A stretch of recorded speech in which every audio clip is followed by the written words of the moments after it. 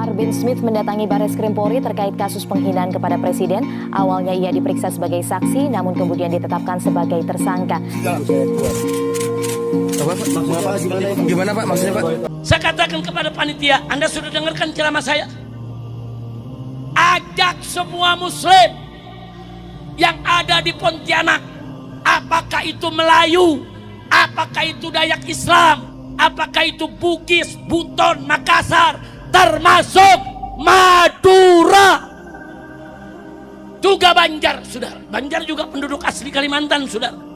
Kumpulkan semua di masjid depan Kesultanan. Saya mau bicara. Kumpulkan umat Islam, saudara. Begitu kumpul, saya minta mereka bawa senjata yang mereka punya. Bawa semua senjata. Saya ceramah lewat mikrofon dihubungkan yaitu dengan speaker masjid, saudara.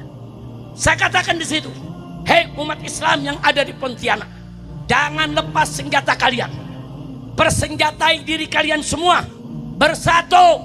Jangan sampai kalian letakkan senjata sebelum Dayak-Dayak itu kembali ke kampungnya. Selama mereka tidak letakkan senjata, haram kalian untuk meletakkan senjata. Kalau mereka nyerang, serbu.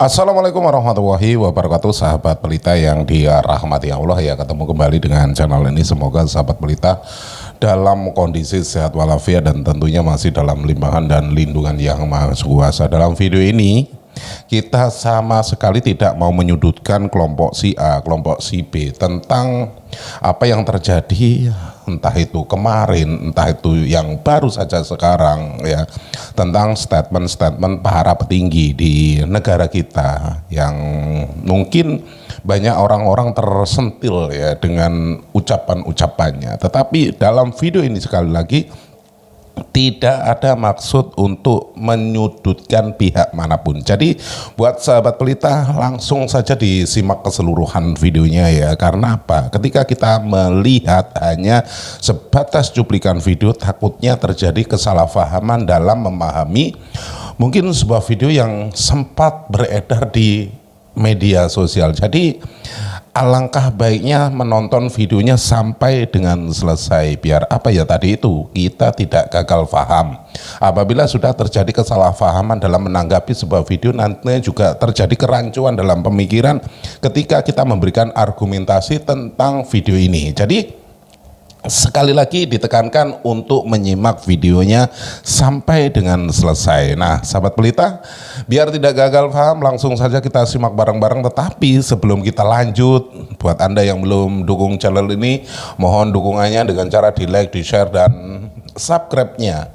Tombol loncengnya juga diaktifkan biar Anda tidak ketinggalan kabar info terbaru dari channel ini. Monggo disimak videonya. Ini dia, silakan.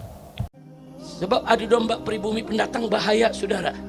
Masyarakat Madura pernah mengalami, saudara, bagaimana peristiwa Sampit, bagaimana peristiwa Sambas, saudara. Bagaimana orang di Kalimantan dihasut, diprovokasi. Madura itu pendatang, usir aja. Madura itu pendatang, bukan asli Kalimantan, usir aja pulang. Saudara, akhirnya apa yang terjadi? Dengan keji, jahat, biadab, brutal, banyak warga Madura yang dibunuh secara sadis. Betul? Biadab tidak? Biadab tidak? Nih, adu domba pribumi pendatang, saudara. Nggak boleh.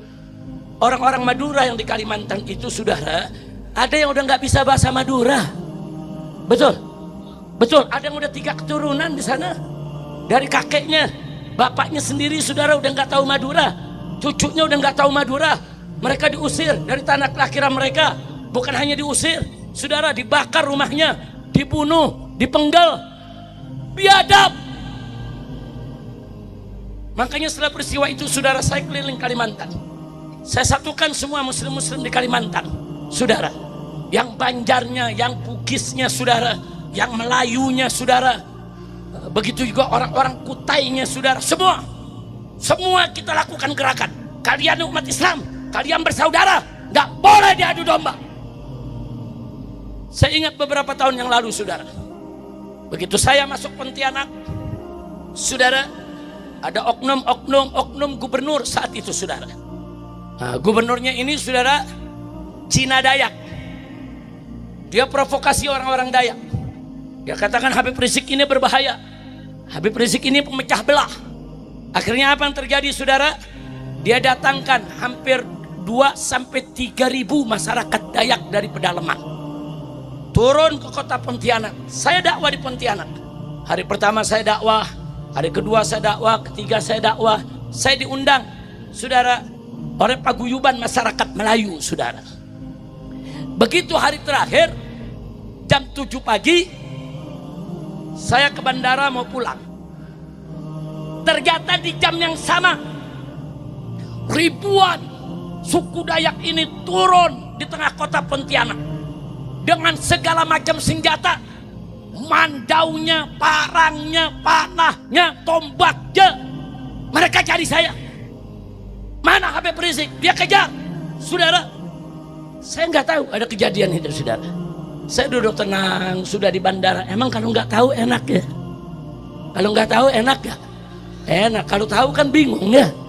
Saya tenang, nggak ada urusan, saudara. Nah, begitu pesawat saya terbang jam 7.30, saudara. Ini panitia yang nganter saya dari bandara pulang. Mereka kaget, saudara, melihat seluruh baliho saya dibakar. Baliho-baliho selamat datang Habib Rizik, dakwah di masjid ini, dakwah di sini, dibakar. Marah orang-orang Dayak ini karena nggak dapat untuk membunuh saya. Tapi ini nggak semua Dayak.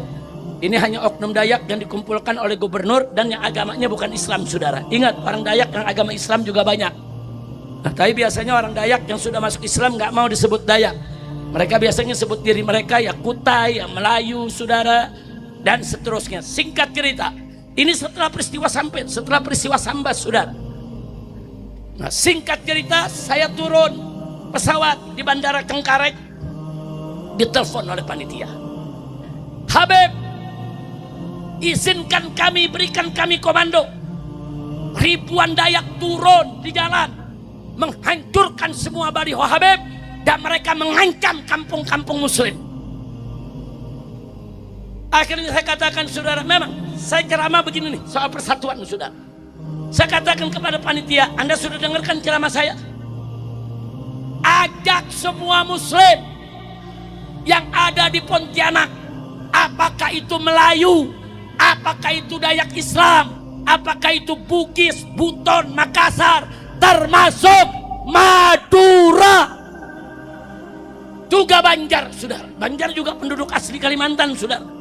Kumpulkan semua di masjid depan Kesultanan. Saya mau bicara. Kumpulkan umat Islam, saudara.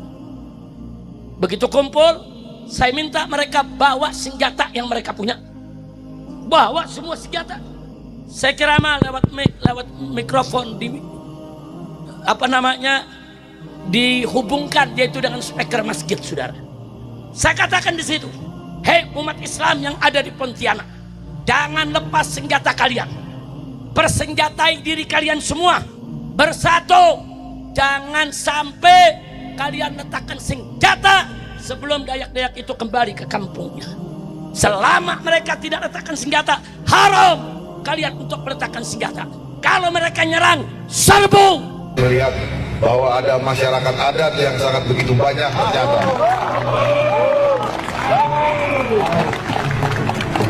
Sebelum terjadinya bangsa Indonesia kita adalah Nusantara yang mempunyai tanah leluhur ini. Tapi mari kita bersatu bersama semua, bangkit kembali. Jangan lagi kita mau dijadikan topeng-topeng atau semacam badut-badut yang hanya menghibur semata. Kita yang pemilik Nusantara ini hingga akhirnya menjadi bangsa Indonesia, dan bendera ini ada di sini karena kami mencintai NKRI. Jadi mari kita bangkit sama-sama, kita bersatu. Saya datang di sini pun saya tidak mengerti bahasa Sunda dari tadi, ya kan? Ya. Tapi tujuan saya datang ke sini Baru kali ini saya melihat ada ribuan masyarakat adat yang berkumpul di Tangkuban Perahu. Saya merasa tidak sendiri.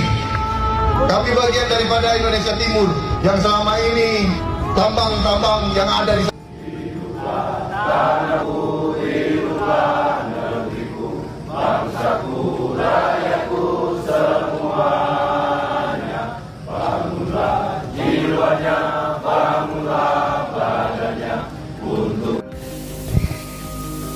Nah, dari situ, dari teori psikologi itu bisa dikatakan sekarang yang mendukung dan percaya bahwa Ba'lawi bukan cucu Nabi mayoritas di Indonesia.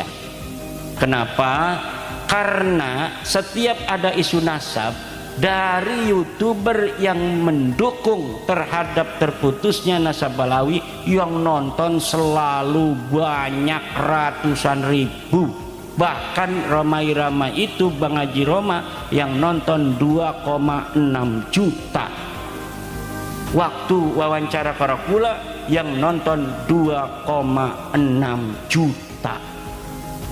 Sedangkan lihat itu video-video yang membela habaib yang nonton 35, 27.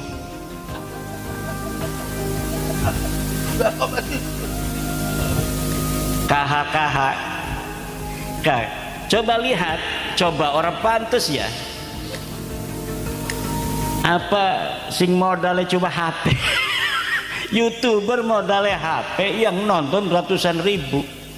TV NU online yang ratusan juta alatnya, yang nonton ketika KH ceramah itu 35 orang. Nah, apa bisa mekonon? Ini harusnya introspeksi, betul? Kita kadang-kadang nonton itu komentar-komentarnya saya baca, nangis. Ya Allah ya Rabbi. Karena yang nonton TV-TV yang punya Nahdlatul Ulama orang NU. Kalau orang Wahabi nggak mau nonton TV NU, orang Wahabi FPI nggak mau nonton NU online. Yang nonton itu, saya mah punya aplikasinya juga dari zaman dulu. Donasi-donasi untuk NU online, TVNU, supaya NU gede. Tapi ketika sekarang lihat komentar-komentar, kalau ada yang ngomong bela-bela Habib itu di TVNU, yang komentar, ya Allah, ini adalah harusnya introspeksi, bukan malah ngomong ini yang komentar katanya buzzer-buzzer, yang komentar adalah mesin-mesin. Anakku pimpinan NU ngomong bahwa yang komentar itu mesin katanya. Yang bisa komentar tuh uang, bisa ngetik mekonon gitu. Lah ini bukannya introspeksi, tapi malah kemudian mencari kambing hitam robot. Kecintaan kita pada Indonesia NKRI final. Ini yang sesuai dengan Quran dan Sunnah atau tidak? Gak apa-apa, kalau mau jangan diusir. Kalau mau debat-debat di sini, di panggung. Saya tantang debat di panggung sekarang, ayo.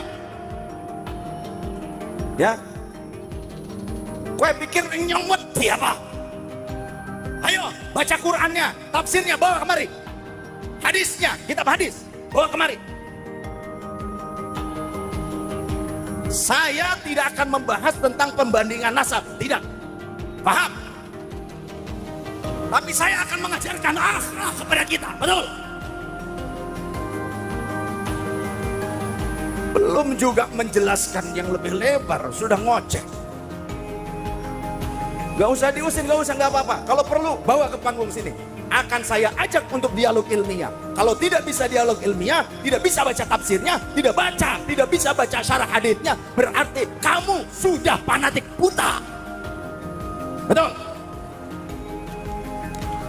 Saya ingin mengangkat derajat afirmasi atau mengafirmasi apa yang beredar selama ini bahwa orang nggak berani mengkritik presiden, itu anak buah apa? selalu Itu lagi yes duduk-duduk bicara informal setelah upacara pelantikan, mau berdebat apa? Kalau misalnya dalam rapat kabinet, kan menteri-menteri dikasih kesempatan presentasi dan berbicara. Kalau kayak kumpul-kumpul gini kita dengarkan aja lah presiden bicara gitu. Ngasih arahan dan segala macam. Kalau ditanya kita jawab. Ada banyak orang di sana, ada banyak menteri di sana. Kalau nggak ditanya ya kita masa ngoceh-ngoceh sendiri gitu. Ada adab dan etikanya kan ketika misalnya sudah terikat dengan jabatan itu ada adab dan etikanya. Ada yang lebih tinggi jabatannya, ada yang sama jabatannya, ada yang lebih di bawah jabatan. Yang lebih di bawah jabatannya tentu nggak duduk sama presiden, dia kan gitu aja. Meskipun kata Bung Rocky yang udah kenal dan sering berdiskusi sama presiden, presiden tuh suka sekali di challenge katanya. Betul. Dikritik atau di challenge gitu. Loh, betul. Tapi kalau berhadapan dengan Rocky Gerung, Rizal Malarangeng, yang nggak dalam posisi subordinasi dengan presiden. Ketemu Bang siapa lagi? Misalnya Muhammad Faisal, ketemu dengan Najwa, ketemu dengan Mbak Retno Pinasti, nggak ada hubungan subordinat. Ya mereka bebas aja kalau mau ngomong. Tapi kalau ada dalam posisi superordinat dan subordinat ya nggak bisa sebebas itulah. Ini kan soal pemahaman aja posisi ada di mana. Jadi bukan feodalisme itu. Dalam organisasi begitu. Coba dalam organisasi semua sama rata sama rasa nggak jadi organisasi dia. Organisasi bisa jalan efektif, ini kan harus ada rantai strukturan komandonya. Dan di sanalah adab, ini kan nggak bisa juga petantang-petenteng yang di Apa yang bawah. membedakan dengan feodalisme, Bang? Apa? Iya dia kan memahami orang yang Struktur organisasi itu bukan dengan feodal. feodalisme apa yang membedakan menurut Abang? Nah, kalau komando feodalisme tadi. itu kan ngelihat orang itu dengan posisi yang given, kelas sosial.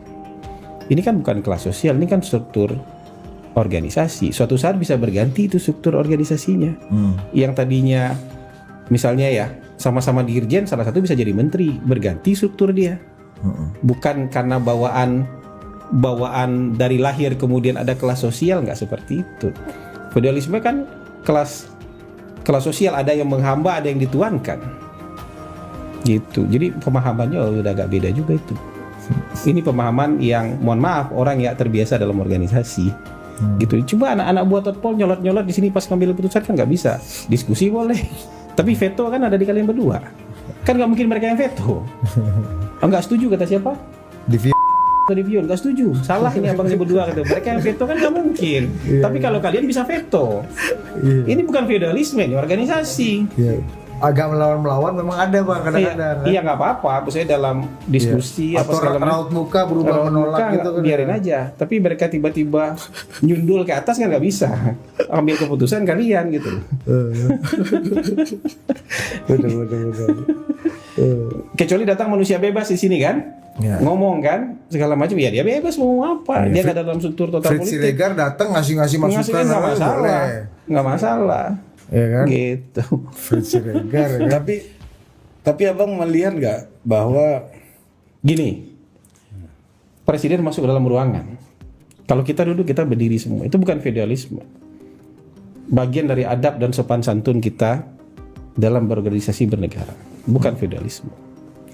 Tapi Rocky Gerung masuk ruangan, ya kita duduk aja. Belum tentu berdiri kita. Itu bukan soal feodalisme itu. Di negara-negara lain juga pemimpin tertingginya mereka masuk, mereka berdiri untuk berikan hormat gitu. Soal ini aja.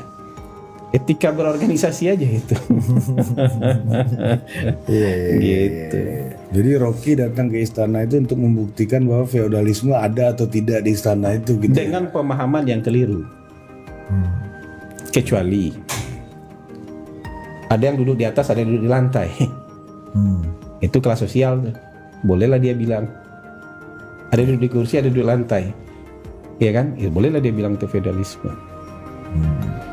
Nah, itu udah kelas sosial. Ini bukan kelas sosial, ini rantai komando dalam organisasi. Gitu. Jangan semuanya dianggap feodalisme. Iya. Ini menjawab ini lah ya. Jadi, karena kesannya bener nih Rocky mau mengafirmasi ya gitu lah. Jadi bagus. Ada jawaban. Nanti Rocky jadi presiden, ada menteri yang nyolot-nyolot juga kena itu menteri sama dia. Iya benar. Ini tapi emang Bang Hasan ini jadi penasihat khusus presiden di bidang komunikasi dan media di saat banyak kesalahpahaman, ketidakpahaman dan apa namanya mispersepsi di publik gitu Bang. Misalnya salah satunya ya kita dapat keluar lah kemarin pertumbuhan ekonomi kita 5,61, sangat impresif, dibilang outlier lah di kawasan regional. Tapi dolar kita kok terus melemah. Di masyarakat muncul keresahan dan kekhawatiran. Wah, ini tanda-tanda ini 28 tahun peristiwa Mei nih Bang, reformasi. Kita jadi recall lagi, trauma lagi nih, memori 28 tahun silam. Wah, ini dulu dolar Soeharto jatuh ketika dolar udah sampai angka segini nih, angka yang kita alami sekarang kondisi psikologinya. Nah, sebenarnya gimana menjelaskan peristiwa ini sih Bang dengan konteks trauma masyarakat tentang kondisi dolar gitu yang saat ini terjadi? Mungkin bisa dijelasin apa? Kalau di tahun 98 itu kan dari 2000 loncat 5.000 jadi 17.000. Badannya kaget. Ekstrim kan? Jadi yang biasa misalnya harga 2.000 kan $1 misalnya 2.000 awalnya, atau misalnya 5.000 misalnya. Kemudian kalau Anda takar $1 jadi 17.000 itu kan 3 kali lipat. Kalau dari 16.000 ke 17.000 kan naik 1.000, nggak kaget juga badannya itu. Makanya kan kita juga nggak lihat, shocknya kan nggak kelihatan, kagetnya juga nggak kelihatan, antri barang-barang kan juga nggak ada, kelangkaan atau orang nggak mampu beli barang kan juga nggak terjadi. Kalau dulu dengan kaget badan seperti itu, ya macam-macam kejadiannya.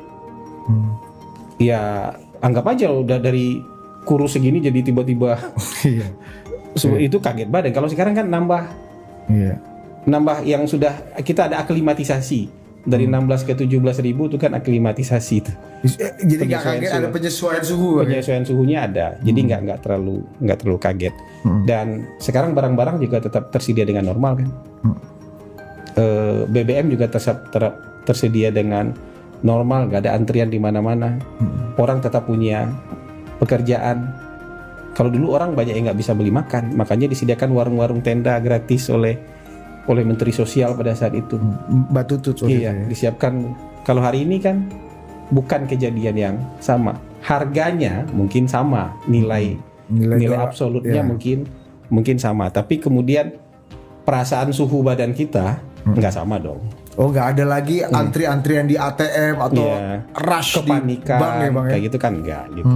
Itu yang membedakannya, karena ini dari 16.000 ke 17.000. Tapi kita perlu khawatir nggak Bang dengan kondisi saat ini tuh? Kan itu dolar itu kan salah satu cerminan aja lah bahwa kayaknya ada virus saya atau kan bakteri. bukan ahli ekonomi. Iya. Saya kan bukan ahli ekonomi, tapi kan kita bergaul di masyarakat. Sebenarnya kan kepanikan pertama itu kan berasa di masyarakat paling bawah. Ya kan teman-teman juga bergaul dengan teman-teman yang misalnya dengan teman-teman ojol, dengan teman-teman security, atau dengan teman-teman ART, OB, atau teman-teman kita yang lain yang jadi misalnya pegawai-pegawai. Kita ngelihat ada kepanikan nggak? Itu kan perasaan kolektif yang nggak bisa ditipu-tipu, nggak bisa dibikin-bikin juga. Kalau ada orang sekarang menciptakan fear mongering, ya itu kan usaha mereka lah. Tapi kalau perasaan publiknya kan nggak bisa ditipu-tipu. Oh, udah 17.000 udah sama nih, udah panik. Saya tanya, kamu masih bisa beli makan nggak?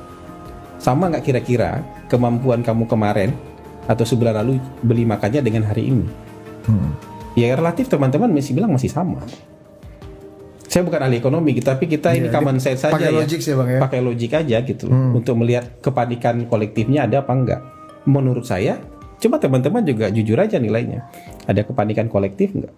Kalau dulu jujur aja kita ada kepanikan kolektif gitu.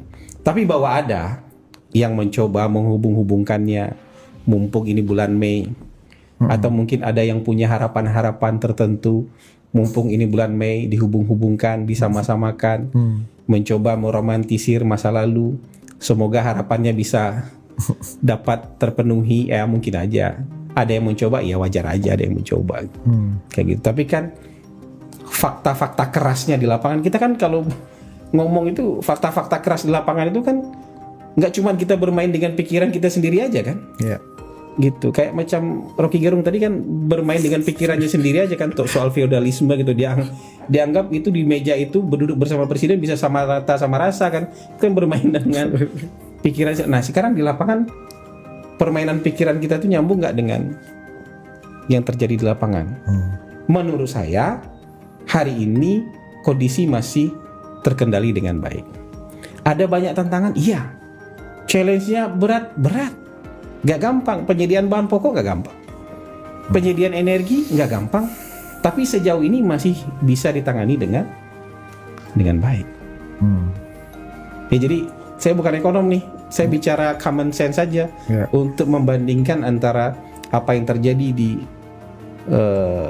tahun 98 dengan apa yang terjadi di zaman sekarang. Kayak gitu. Nah tapi apa namanya kalau kita lihat ya memang ya harus dalam konteks kelembagaan negara segala macam situasinya kan udah jauh sangat berbeda lah kan, bahwa di 98 itu kita nggak ada pemilu langsung, sekarang udah ada pemilu langsung, ada mekanisme sirkulasi elitnya lebih jelas hari ini dan lain-lain gitu ya. Situasi udah sangat berubah lah ya, dan apa namanya pergantian kepemimpinan jauh lebih sulit lah hari ini dibanding 98 ya. Dan artinya kan sebenarnya ini perang ruang publik sebenarnya yang muncul gitu. Betul. Dalam fakta konstitusional kan ini nyaris mustahil lah. Terakhir kan Presiden Gus Dur lah yang mengalami itu, yang ruang konstitusionalnya relatif terbuka dan kita mengevaluasi sistem kenegaraan kita menjadi itu lebih tertutup. Ini ya kita nggak tahu apa melihat ini lebih ke upaya 2029 atau ya memang sebuah upaya untuk menuju suksesi kepemiluan lah, karena itu memang mekanisme suksesi elit yang sudah kita sepakati, dan ya di luar itu kita nggak akan tempuh karena memang sulit gitu bang. Nah artinya meskipun ada juga yang coba ada opini itu kan. Makanya gue bilang aspirasi artinya kan ini pertempuran ruang publik. Betul. Bukan fakta konstitusional kan nggak mudah. Betul. Ya kan gimana caranya? Kayak Prof Ipung aja kalau pidatonya kita dengar ya nggak mungkin caranya ya kita harus berkumpul gitu kan. Karena impeachment susah. Iya, karena itu kan faktanya kan memang fakta konstitusionalnya itu utopis lah gitu ya. Fakta konstitusional. Kalau mau impeachment konstitusional. Iya kan, ini kan problemnya kan problem apa namanya kembang api ruang publik nih bang. Iya kan. Nah abang sempat nyinggung soal komunikasi yang lebih agresif gitu. Ya apakah ini dalam merespon hal-hal seperti ini bang? Dalam artian fakta konstitusionalnya memang presiden dan pemerintah makin sadar bahwa kekuasaan memang nggak mungkin digoyang. Cuma ini banyak kesempatan-kesempatan yang bisa diambil, opportunity yang diambil karena memang orientasinya memang sebenarnya penguasaan ruang publik gitu. Ya nggak bisa kita nafikan kan. Penguasaan ruang publik itu juga nggak bisa dinafikan. Karena sekarang kalau di zaman Orde Baru itu tersumbat semua lah. Nggak ada ruang ekspresi, itu nggak ada. Sekarang ruang ekspresi itu terbuka luas tapi nyaris tanpa regulasi. Nyaris tanpa aturan main, entah apa-apa aja yang disebutkan di sana. Tapi mau benar mau salah itu kadang-kadang bisa viral aja. Yang salah sekalipun bisa viral aja. Dan pemerintah kan biasanya dituntut untuk normatif, sangat bertahan. elegan. Sangat elegan. Bahasa ini bagus. Normatif. Normatif. Bertahan. Sistemnya bertahan. Nah, dalam contohnya Pak Mudiono zaman itu. Dalam perang opini, wah kalau kayak begini keteteran kita, kebobolan terus gawang kita. Kalau dulu nggak ruang publik nggak ada bang. Ruang publik satu aja. Begitu habis rapat kabinet, Menteri Penerangan duduk di depan mikrofon, sudah semua orang tahu, orang tuh gak bisa balas. Ruang publiknya ya itu. Kalau zaman itu mikrofon Hasan Nasbi lebih kuat itu bang. Kuat, orang gak bisa balas. Kalau hari ini belum selesai pidato, Orang udah membalas 10 kali cuy. Sudah 100 kali orang ngebalas tuh dengan komentar macam-macam, padahal pidatonya belum selesai. Pidato 30 menit, orang nonton menit pertama udah komentar orang. Mau protes kah, mau setuju kah, mau seperti apa, orang sudah komentar. Nah, kita tentu berusaha beradaptasi dengan situasi. Ini nggak ada satu pakem kemudian bertahan selama-lamanya juga nggak ada, karena kan zaman terus berubah. Tapi paling tidak hari ini memang kita butuh keberanian, butuh nyali untuk maju menjelaskan pendiriannya pemerintah. Sahabat Pelita yang dirahmati Allah ya, keseluruhan video sudah kita simak bareng-bareng ya. Semoga kita bisa mengambil hikmah dari apa yang sudah kita tonton dan kita bisa menjadikan sebuah pelajaran, entah itu dalam hidup kita, entah dalam kegiatan kita sehari-hari, bahkan dalam bertutur kata. Banyak orang terkeliru ketika menanggapi sebuah video. Banyak orang terkeliru ketika melihat ya, entah itu antara suka dan tidak suka yang namanya ketika menonton video itu pastinya sumber-sumber berita yang mungkin ada yang pro, ada yang kontra. Yang namanya berita ya pasti yaitu tadi ada pro dan kontranya, dan di sini kita tekankan apabila kita kontra ketika memberikan sebuah argumen, sekali lagi ketika kita berdiskusi itu harusnya menyatukan misi, biar apa ya, persatuan dan kesatuan kita itu tetap terjaga, sahabat Pelita ya. Banyak dari kalangan kita itu ya, sekali lagi ketika pro dan kontra, yang kontranya itu karena mungkin kurang suka, yang ketika pro itu janganlah memandang atau melihat sesuatu dari kacamata Anda sendiri dan memaksakan kehendak ketika memberikan sebuah argumen. Orang ketika mencintai membabi buta itu semua yang mungkin keluar dari apa yang sudah disampaikan. Mungkin ada sosok yang mungkin dicintai ya dalam video ini. Satu contoh lah, orang-orang yang mungkin selalu memberikan ceramah dan lain sebagainya. Dan orang itu kebetulan merupakan idola ya, junjungan lah katakanlah ya, seperti itu. Sehingga apapun yang keluar dari mulutnya ataupun ucapan-ucapannya itu selalu dibenarkan, walaupun kadangkala itu ada unsur yang mungkin kesalahan ya dalam memberikan wejangan, memberikan tausiah dan lain sebagainya.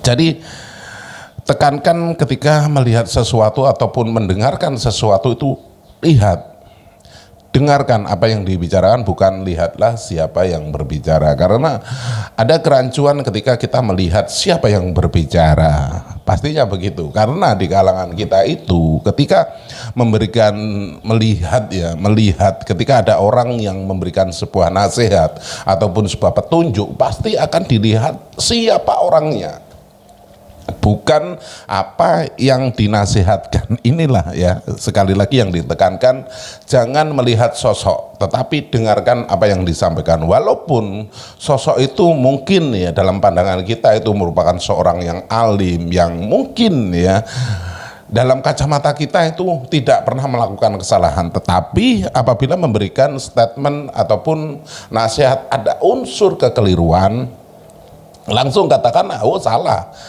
Bukan begitu ya, walaupun kita meminta nasihat, tetapi apabila nasihat itu malah menjerumuskan, kita pun bisa menolaknya, sahabat Pelita ya.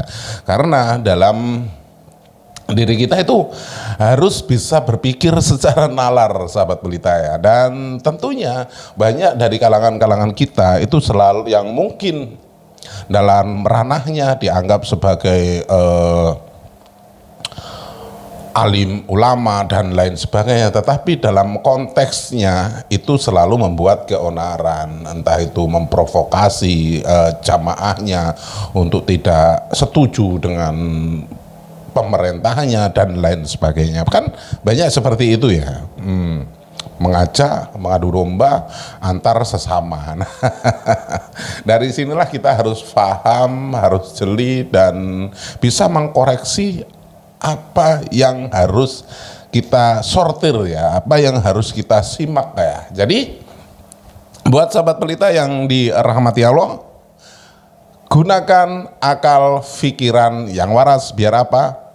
Biar tidak konslet. Terima kasih sudah klik video ini, dan apabila video ini bermanfaat, jangan lupa di like, di share sebanyak-banyaknya, dan tinggalkan jejak Anda di kolom komentar. Di akhir video sekali lagi izinkan saya mohon maaf yang tak terhingga apabila ada unsur kata-kata saya yang mungkin kurang berkenan di hati Anda, karena yang namanya orang itu ketika memberikan ucapan, memberikan salam itu mungkin ada yang terkeliru. Jadi sekali lagi izinkan saya mohon maaf yang tak terhingga.